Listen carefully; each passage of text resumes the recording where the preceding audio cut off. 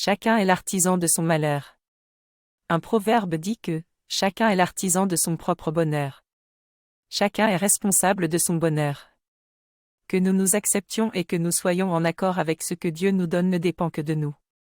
J'ai lu sur un mur, peint à la bombe, un détournement du proverbe qui donnait une interprétation surprenante quant à la conception de la vie.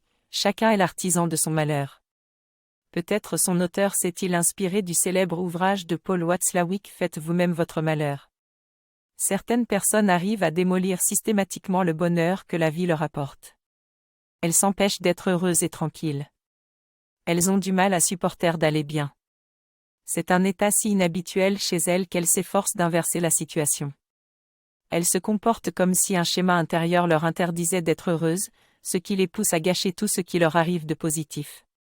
Complètement identifiées à leur rôle de personnes malheureuses, elles n'arrivent plus à l'éliminer de leur programme.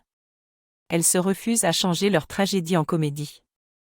La mise en scène de leur vie ne dépend pourtant que d'elles, le choix du scénario aussi.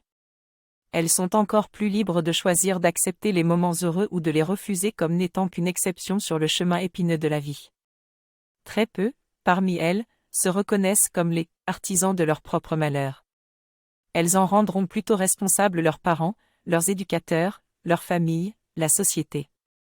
Pourtant, il ne tient qu'à elles de réagir à leur éducation et de tirer au mieux parti de la vie.